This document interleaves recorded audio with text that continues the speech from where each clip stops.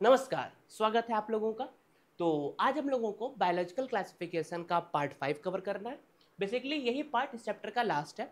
तो पिछले 2 लेक्चर्स में मैंने आपको किंगडम फंजाई डिटेल में समझाया और बताया है, ठीक है। तो बेसिकली इस पार्ट में हम लोग क्या क्या कवर करना है, वो है वायरस, वायरॉइड्स, प्रायॉन्स और लाइकेन। तो इतनी चीज़ें समझनी है। तो आपने करना क्या है, एज यूजल कॉपी पेन लेके बैठे, कॉन्सेप्ट को समझे और लिखते रहें। और जो मैं बार बार बोलता हूँ, वीडियो खत्म होने के बाद एनसीईआरटी की रीडिंग जरूर लगानी है, ठीक है। तो स्टार्ट करते हैं आज हम। तो आप लोग देख रहे हैं कि आज थोड़ा सेटअप चेंज है, पर कॉन्सेप्ट में कोई कमी नहीं आएगी, ठीक है। तो सबसे पहले स्टार्ट करते हैं हम लोग वायरस। देखिए, विटेकर क्लासिफिकेशन सिस्टम में वायरस को जगह नहीं मिला, because virus are not considered as truly living. Virus को ट्रूली लिविंग नहीं बोलते, क्यों? सबसे पहली बात ये लिख लेते हैं कि इसको हम लोग not considered as truly living. देखिए, अगर हम लोग बोलते हैं कि कोई भी ऑर्गेनिज्म लिविंग है, उसका एक पैरामीटर ये है कि इसके पास सेल स्ट्रक्चर का प्रेजेंस है। तो वायरस जो होते हैं वो एसेलुलर होते हैं, होस्ट के बाहर वो इनर्ट क्रिस्टलाइन स्ट्रक्चर का फॉर्मेशन करते हैं। सबसे पहली बात देखो, एक चौक गिर गया। वायरस जो होते हैं ये एसेलुलर होते हैं, एसेलुलर होते हैं, having inert crystalline structure, inert crystalline structure outside the host. Host के बाहर इनके पास इनर्ट क्रिस्टलाइन स्ट्रक्चर का प्रेजेंस होता है। तो एक एक करके चीजें समझते हैं कि इनर्ट क्या है, ये क्रिस्टलाइन क्या, कहना क्या चाहते हैं एनसीईआरटी। इनर्ट का मतलब होता है इनएक्टिव, मतलब होस्ट के बाहर ये मेटाबॉलिज्म, न्यूट्रिशन, रिस्पायरेशन, अपने लाइफ प्रोसेस को ये कंप्लीट ही नहीं कर सकते। क्रिस्टलाइन का मतलब ये होता है कि इनके पास क्रिस्टल्स होते हैं प्रोटीन और जेनेटिक मटेरियल न्यूक्लिक एसिड के फॉर्म में। तो ये हाईली अरेंज्ड होता है, हाईली ऑर्डर्ड अरेंजमेंट होता है इनका। और जब माइक्रोस्कोपिक लेवल पे देखोगे तो क्रिस्टल लैटिस का अरेंजमेंट होता है, ठीक है। तो बेसिकली इनर्ट का मतलब होता है इनएक्टिव, मतलब ये डॉर्मेंट स्टेज की तरह रहते हैं। और क्रिस्टल्स मतलब प्रोटीन और न्यूक्लिक एसिड की बात हो रही है, ठीक है। इनके अरेंजमेंट की बात करते हैं तो ये इसी वजह से बोला जाता है कि inert crystalline structure outside the host, मतलब इनका कोई अस्तित्व नहीं रहता है होस्ट के बाहर। पर जैसे ही होस्ट पे अटैक करते हैं, ये रेप्लिकेशन करते हैं, वायरल पार्टिकल को प्रोड्यूस करते हैं और होस्ट को मार देते हैं। रेप्लिकेशन किया, डीएनए, वायरल डीएनए प्रोड्यूस किया, वायरल पार्टिकल ढेर सारे बने, लाइटिक साइकिल परफॉर्म किया, मतलब सेल को बर्स्ट किया, और उसके बाद फिर ढेर सारे वायरल निकाले, होस्ट को मार दिया। इस वजह से वायरस को हम लोग बोलते हैं ऑब्लिगेट पैरासाइट। अच्छा, अब जो लोग मेरे पुराना लेक्चर देखे हुए हैं उनको पता है ऑब्लिगेट पैरासाइट होता क्या है। अब इसको कोरिलेट करो वायरस से। देखिए, वायरस जो होते हैं उनकी टोटल डिपेंडेंसी होती है उनके होस्ट के ऊपर। अगर ये होस्ट पे ना आए तो अपने पूरा लाइफ साइकिल ही परफॉर्म ही ना कर पाए। तो इस वजह से इसको क्या बोला जाता है, ऑब्लिगेट पैरासाइट। समझ गया? ये कुछ बातें थी। अब हम लोग समझते हैं वायरस की डिस्कवरी के ऊपर, कि वायरस की डिस्कवरी हुई कैसे थी। अब ये स्टेप वाइज प्रोसेस ऐसा नहीं है कि एकदम अचानक से हो गया था। तो इसकी डिस्कवरी समझते हैं, पहले लिख लिया आप लोगों ने, ठीक है। तो कुछ लोग इसमें इन्वॉल्व थे इसकी डिस्कवरी के ऊपर, तो उसको पहले स्टार्ट करते हैं। तो सबसे पहले आए थे डिमिट्री आइवानोस्की ने। स्पेलिंग बड़ी खतरनाक है इनकी वैसे। 1892 में 2 है ये। अब देखिए, मैं यही बता देना चाहता हूं आपको कि इन्होंने वायरस टर्म क्वाइन नहीं किया था। इन्होंने किया क्या था, वो माइक्रोब्स को डिमॉन्स्ट्रेट किया था जो कॉजिंग एजेंट था मोज़ेक फॉर्मेशन, जो मोज़ेक फॉर्मेशन कर रहा था टोबैको प्लांट के ऊपर, उस माइक्रोब्स को इन्होंने पहचाना था, ठीक है। तो he demonstrated microbes as causal agent of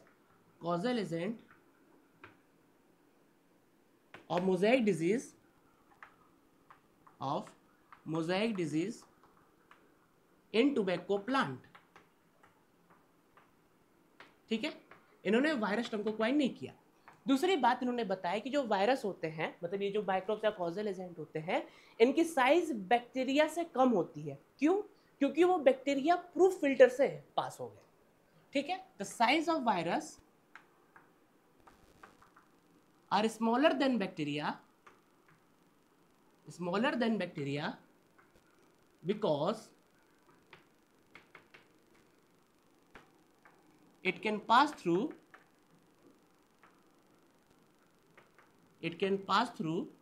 bacteria proof filter।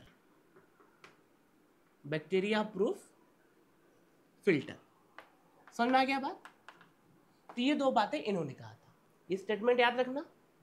चलिए, दो लोग की और बातें करनी है, इसको मिटा दो। ठीक है, लिख लिया, मिटा रहा हूं।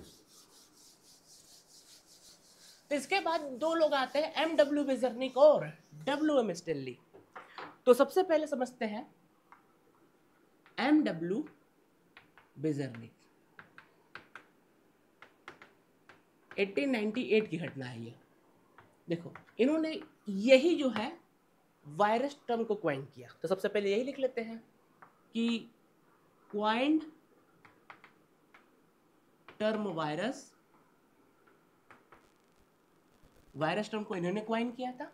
दूसरी बात, ये डिमॉन्स्ट्रेट करते हैं जो एक्सट्रैक्ट ऑफ इन्फेक्टेड प्लांट था ना, वो हेल्दी प्लांट में भी डिजीज कॉज कर दिया। ठीक है, तो वही बात इन्होंने कहा, he demonstrated that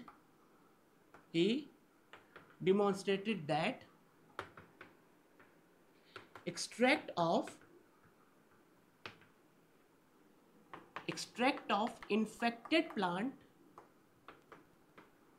cause disease in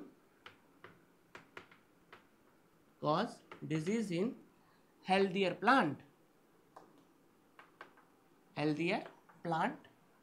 एक बात ये कहा था इन्होंने, ठीक है, तो इसमें ये इंपॉर्टेंट है, extract of infected plant cause disease in healthier plant. एक बात उन्होंने कहा था, बहुत फेमस है, कॉन्टेगियम वाइवम फ्लूइडम। क्या कहा था? कॉन्टेगियम वाइवम फ्लूइडम। इसका मतलब क्या होता है? इसका मतलब होता है इन्फेक्शियस लिविंग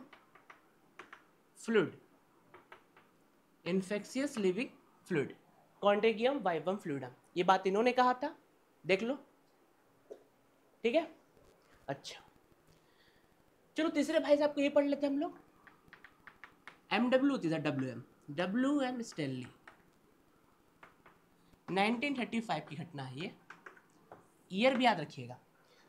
तो इन्होंने कहा था कि वायरस कैन बी क्रिस्टलाइज्ड हो सकता है, और क्रिस्टल लार्जली प्रोटीन का बना होता है। इसका मतलब ये नहीं कि न्यूक्लिक एसिड नहीं होते, बट प्रोटीन का कंस्टिट्यूएंट ज्यादा होता है। तो उन्होंने सिंपली क्या कहा था कि वायरस कैन बी क्रिस्टलाइज्ड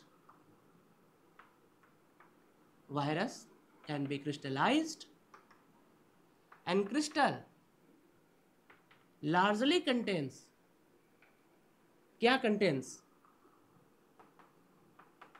बताइए? प्रोटीन्स। ठीक है, समझ गए इतनी बात? ठीक है। अब इंपॉर्टेंट है कि ये बताया क्यों मैंने, ये लिखवाया क्यों। देखिए, स्टेटमेंट बेस्ड क्वेश्चन ये पूछ सकता है कि किसने क्या स्टेटमेंट कहा था, तो ये आपको पता होना चाहिए। डिमिट्री आयोनिस्की, एमडब्ल्यू बेजर्निक और डब्ल्यूएम स्टेनली की बात है।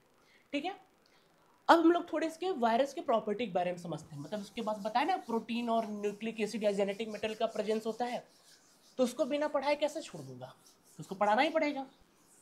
तो सबसे पहले क्या पता है बताइए? जेनेटिक मटेरियल बता देते हैं। चलो, तो सबसे पहले बताता हूं जेनेटिक मटेरियल। एनसीईआरटी बोलती है कि जो जेनेटिक मटेरियल होता है ना, ऐसे स्टार्ट करती है कि virus is nucleoprotein and genetic material is infectious. क्या बोलता है आप? ये जो वायरस होते हैं ना, ये न्यूक्लियोप्रोटीन होते हैं। ये न्यूक्लियोप्रोटीन क्या होता है? क्लास ऑफ प्रोटीन होता है जिसमें जो प्रोटीन होता है ना, tightly bond with nucleic acid होता है। इसमें क्या होता है? Protein tightly bonded with nucleic acid. तो न्यूक्लिक एसिड के साथ जो प्रोटीन होता है ना, वो टाइटली बाउंडेड होता है। इसका मतलब होता है न्यूक्लियोप्रोटीन। दूसरी बात मैं बोला कि वायरस जो होते हैं वो इन्फेक्शन कॉज करते हैं, तो वायरस के अंदर कुछ होते होंगे ना जो इन्फेक्शन कॉज करते हैं, वो क्या है? यही है। तो ये जो जेनेटिक मटेरियल होता है ना, वो इन्फेक्शियस भी होता है। ठीक, अच्छा, एक और इम्पॉर्टेंट बात है जो बताना चाहता हूँ मैं आपको, ये थोड़ा मिटा देता हूँ, आगे बात समझ में, ठीक है। चलिए थोड़ी सी बात और बताना चाहता हूँ इसके बारे में कि कोई भी वायरस हो उसके पास डीएनए और आरएनए दोनों नहीं हो सकता, या तो डीएनए हो सकता हो या तो आरएनए हो सकता हो। ये मैं लिखना चाहता हूं कि नो वायरस कैन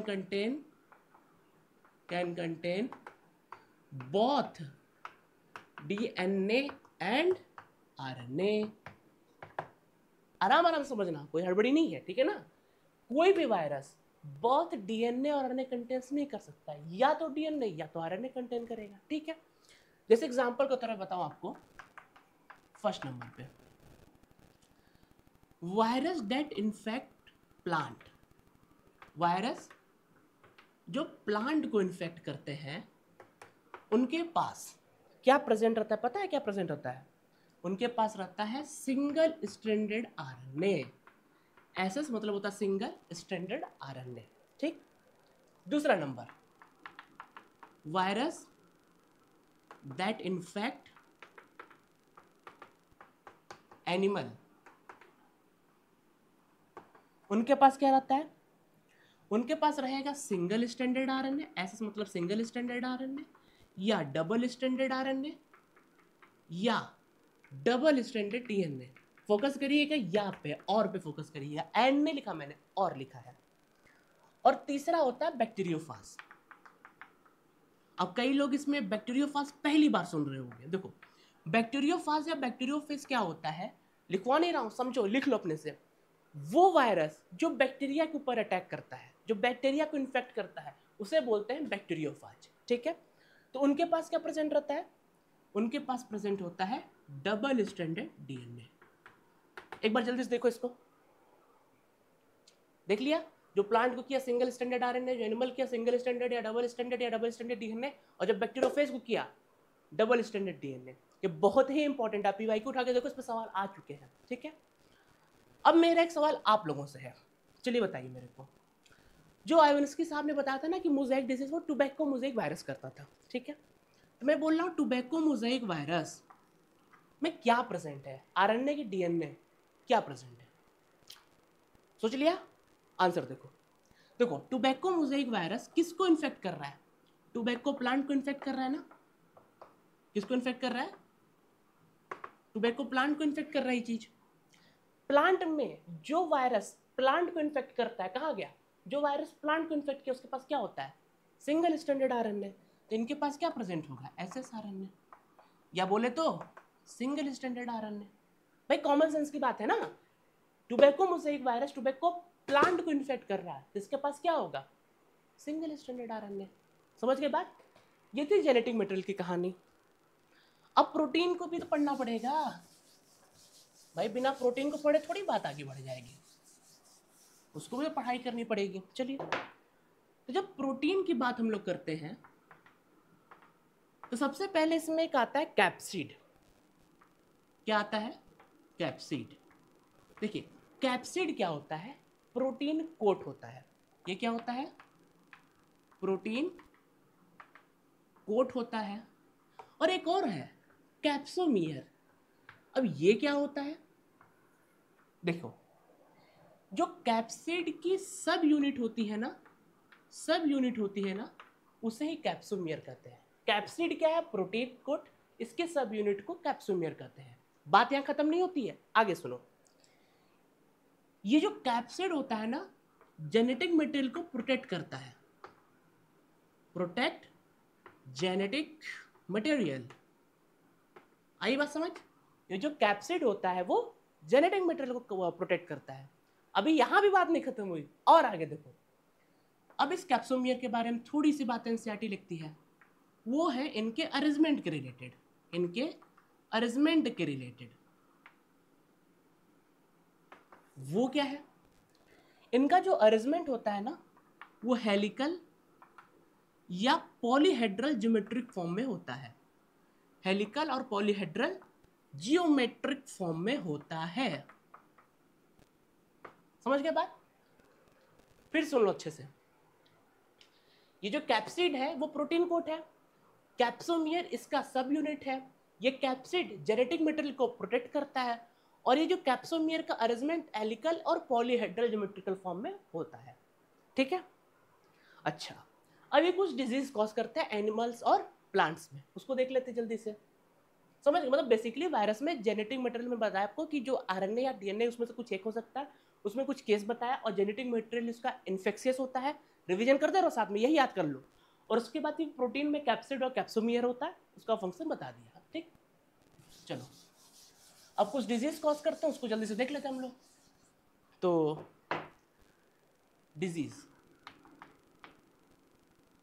सबसे पहले प्लांट में क्या खेल करते हैं ये, इसमें ये लीफ रोलिंग एंड क्लियर रीफ्लोरिंग हो गया, उसके बाद कर्लिंग, मतलब रीफ रोलिंग और कर्लिंग होता है, yellowing and clearing of veins, yellowing and clearing, ये एल है, क्लियरिंग ऑफ वेन्स। वेन्स समझता क्या होता है, पत्ता देखो पत्ता, तो पत्ता पे पतला पतला जाता है ना, थ्रेड लाइक स्ट्रक्चर होता है लंबा सा, उसमें फिर उसके ब्रांचेस होते हैं, वही वेन्स होते हैं, आगे पढ़ाऊंगा मॉर्फोलॉजी में ना। ठीक, उसके बाद स्टंटेड ग्रोथ, डॉर्फिज्म। ठीक, फिर उसके बाद ये एनिमल में कुछ काम करते हैं, क्या करते हैं, influenza, herbs, moms.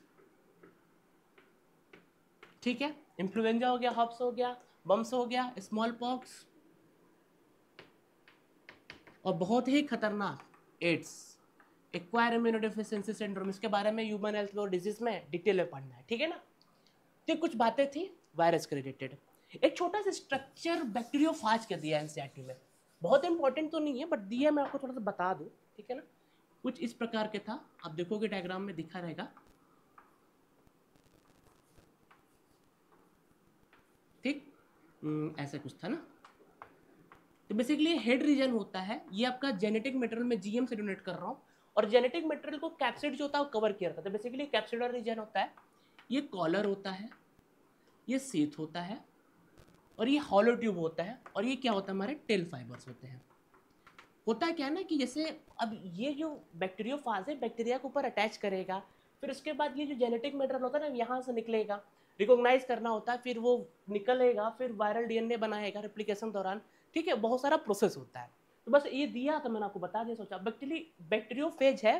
To be more precise, ये T4 बैक्टीरियोफेज की बात कर रहा है। ठीक है, अभी आगे क्या होते हैं वो बाद में बताया जाएगा जब जरूरत पड़ेगा तब, फिलहाल इसके बारे में कुछ है नहीं। ठीक, चलिए अब हम लोग दूसरा टॉपिक स्टार्ट कर रहे हैं। सारे छोटे छोटे टॉपिक हैं, वो है वायरॉइड्स।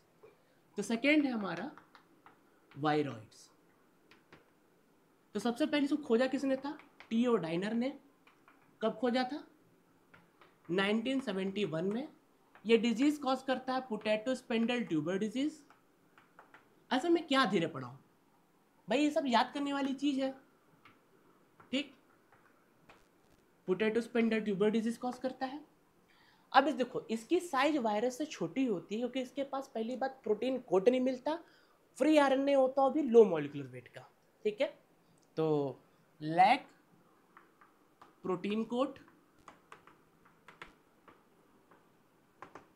फ्री आरएनए, या कह सकते हो है free RNA, free RNA of low molecular weight, low molecular weight, और smaller as compare to virus. Virus के कंपेयर में ये स्मॉलर होता है। इतनी सी बातें हैं, टीओ डाइनर ने खोजा था। Potato spindle tuber disease cause करता है, प्रोटीन कोटिंग इसके पास होता नहीं है, फ्री आरएनए होते हो भी लो मॉलिक्यूलर वेट के, और वायरस से छोटे होते हैं। समझ गए इतनी बात, ये इंपॉर्टेंट थी इसमें। ठीक, चलो आगे प्रयास समझ लेते हैं। लिख लिया, चलो भाई इतना मेहनत कर रहा हूं तो सब्सक्राइब करो, व्यूवर्स बढ़ाओ। ठीक है, थर्ड है हमारा prions.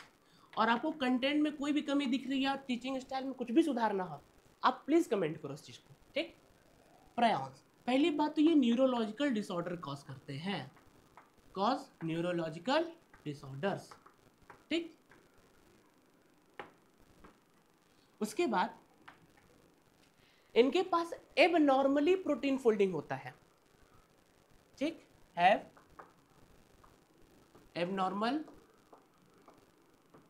Protein folding, abnormal protein folding होता है इनके पास, ये बहुत इंपॉर्टेंट है, ठीक। साइज जो होती है वायरस की वो सिमिलर होती है किससे, प्रायन से, तो size similar to virus, NCERT लिखती है, ठीक है। अभी कुछ डिजीज कॉज करते हैं, ठीक है, फिर समझा देता हूं, चलो।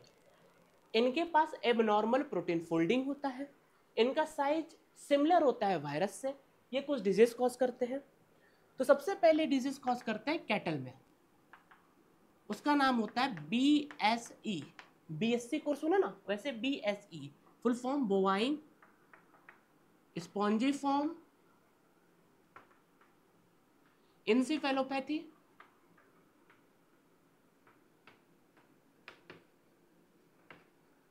या इसे बोलते हैं मैड काउ डिजीज, और दूसरा होता है एनिमल में, एनिमल का सब तो ह्यूमन का, ह्यूमन में इसी का एनालॉग होता है CR जैकोब डिजीज, ठीक है। एनिमल तो केटल भी होते हैं ना, तो ह्यूमन में ये CR जैकोब डिजीज जो इसी का एनालॉग होता है, ठीक। समझ में आ गई बात, फिर सुन लो प्रयास में।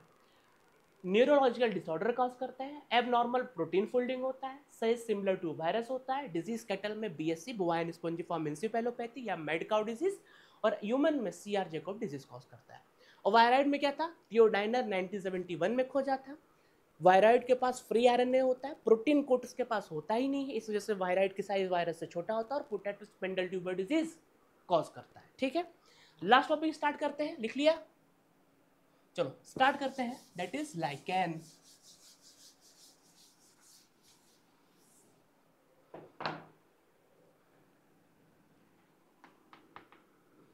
लाइकेन, ठीक है, फोर्थ है ना, हाँ फोर्थ है, तो लाइकेन, तो लाइकेन जो होता है ना, सिम्बायोटिक एसोसिएशन होता है, सिम्बायोटिक एसोसिएशन होता है किसके किसके बीच में, एल्गी और फंजाई के बीच में। अच्छा जरा सोचो सिम्बायोटिक एसोसिएशन होता क्या, पहले पढ़ चुको सिम्बायोटिक, वो एसोसिएशन इसमें दोनों ऑर्गेनिज्म को फायदा मिलता हो, ठीक है। जिसमें दो लोग हैं, कौन कौन से हैं, एल्गी है और फंजाई है, बात तो सही, इसमें एल्गी और फंजाई है। अच्छा, एल्गल पार्ट को बोलते हैं फाइकोबायोन्ट, फंगल पार्ट को बोलते हैं माइकोबायोन्ट। फिर देख लो, एल्गल पार्ट को बोलते हैं फाइकोबायोन्ट और इसको बोलते हैं माइकोबायोन्ट। अब यहीं पे कंफ्यूजन अराइज होता है कि फाइकोबायोन्ट कौन सा होता है, माइकोबायोन्ट कौन सा होता है, एग्जाम में जाकर भूल गया। समझना ट्रिक इसका, समझो। चलो मैंने आपको बताया फंजाई की स्टडी क्या करते हैं, पिछले लेक्चर में माइकोलॉजी, पक्की बात, कहते हैं। अगला चैप्टर क्या पढ़ाऊंगा, प्लांट किंगडम, उसमें पहला ही हमारा है एल्गी, एल्गी की स्टडी को हम लोग बोलते हैं फाइकोलॉजी। देखो इधर बात, फंजाई की स्टडी क्या बोलते हैं, माइकोलॉजी, इसकी स्टडी क्या बोलते हैं, फाइकोलॉजी। फाइको से गया फाइको, माइको से गया माइको, कभी नहीं भूलोगे आप, ठीक है, तो मिटा दिया था वो ट्रिक के लिए केवल, ठीक। अच्छा, तो जो ये हमारा एल्गल पार्ट होता है, ये क्या होता है, ऑटोट्रॉपिक होता है, और ये भाई साहब क्या होते हैं, हेटेरोट्रॉपिक होते हैं, ठीक। चलो अगर ये ऑटोट्रॉपिक तो क्या करेंगे, ये खाना बनाएंगे।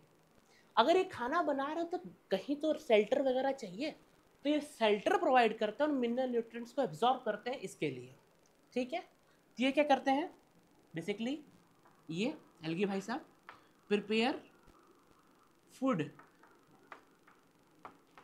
फॉर फंजाई, फंजाई के लिए खाना पीना बनाया। तो ये भी थोड़े आसान फरामोश है, ये भी काम करेगा, क्या करता है, provide shelter and absorb mineral nutrients for fungi। समझ गया? मतलब ऐसा नहीं है खाली बैठता, ये भी काम करता है। ये शेल्टर और मिनरल न्यूट्रिएंट को एब्जॉर्ब करेगा फंजाई के लिए, ये फंजाई एल्गी के लिए, और ये खाना बनाएगा उसके लिए। एल्गी है भैया यहाँ पे, ठीक है, फॉर एल्गी। इसी के साथ एक और चौक शहीद हुआ, ठीक। तो शेल्टर और मिनरल न्यूट्रिशन एब्जॉर्ब करेगा एल्गी के लिए, ये काम करेगा फंजाई के लिए। देखो कितना साथ है। एनसीईआरटी बोलती है कि इन दोनों का एसोसिएशन इतना क्लोज है कि आप इन्वायरमेंट में ऐसा समझ ही नहीं पाओगे कि लाइकेन में दो अलग अलग ऑर्गेनिज्म है। लिखवा नहीं रहा हूँ, फिर समझ लो कि एनसीईआरटी में लिखा हुआ है कि इन दोनों का लाइकेन में एल्गी और फंजाई का एसोसिएशन इतना क्लोज है कि आप देख के नहीं समझ सकते कि इसके अंदर दो अलग अलग ऑर्गेनिज्म है। लास्ट बात, जो लाइकेन होते हैं ना, वो गुड पॉल्यूशन इंडिकेटर होते हैं। गुड पॉल्यूशन इंडिकेटर होते हैं। अच्छा, पॉल्यूशन इंडिकेटर का मतलब ये पॉल्यूटेड एरिया में ग्रो नहीं करेंगे। Do not grow in polluted areas, ठीक है। अच्छा, पॉल्यूटेड एरिया में ये ग्रो नहीं करेंगे। एक सवाल आपके दिमाग में आता होगा ना कि मान लीजिए कि ठीक है, लाइकेन पॉल्यूटेड एरिया वहाँ ग्रो नहीं किया, लेकिन कभी किसी जगह लाइकेन ग्रो किया, तब तो वहाँ पॉल्यूशन नहीं था, लेकिन बाद में इन्वायरमेंटल फैक्टर कुछ चेंज हुआ, इंडस्ट्रियलाइजेशन वगैरह हुआ और वहाँ पे पॉल्यूशन आ गया, फिर क्या होगा? तो लाइकेन डिसअपियर कर जाएगा, सिंपल, ठीक है। तो यही था लाइकेन के बारे में बात, यही था वायरस वायराइड्स, ठीक है। फर्स्ट डिवीजन बता दे रहा हूँ। वायराइड्स ने क्या बताया था? वायराइड्स को टियोडाइना ने खो जाता, potato spindle tuber disease cause करता है, फ्री आरएनए होता है, प्रोटीन कोड नहीं पाया जाता। प्रायॉन्स में क्या आता है? न्यूरोलॉजिकल डिसऑर्डर कॉज करता है, उसके पास एब नॉर्मल प्रोटीन फोल्डिंग कॉज होता था। साइज जो होता है वायराइड छोटा होता है वायरस से, प्रायन जो होता है सिमिलर होता है साइज में वायरस से। जो प्रायन होता है जैसे वायराइड्स होता है potato spindle tuber disease cause कर रहा था। ये जो प्रायन्स होते हैं वो कैटल में मैड काउ डिजीज या बोवाइन स्पॉन्जिफॉर्म इंसेफेलोपैथी कॉज करते हैं, और ह्यूमन में उसी का analog CR Jakob disease cause करते हैं। ये लाइकेन क्या होता है? सिम्बायोटिक एसोसिएशन होता है एल्गी और फंजाई का। एल्गल पार्ट को फाइकोबायंड बोला, उसको माइकोबायंड बोला। इसका ट्रिक बताया फाइको और माइकोलॉजी से। फाइकोबायंड खाना बनाएगा फंजाई के लिए। अच्छा, ये खाना बनाते खाली बैठेगा नहीं, जो फंजाई होता है वो शेल्टर और मिनरल न्यूट्रिएंट को एब्जॉर्ब करेगा, किसके लिए? एल्गी के लिए। समझ आ गई बात? अगर इसमें से कुछ भी आपको डाउट रहे कमेंट में करना, मैं आपको जो है एक पर वीडियो बना के बता दूंगा उसका, ठीक है। चलिए था, थैंक यू। एक और चा किसी के साथ शहीद होता हुआ, ठीक है। मिलते हैं अगले वीडियो में अब।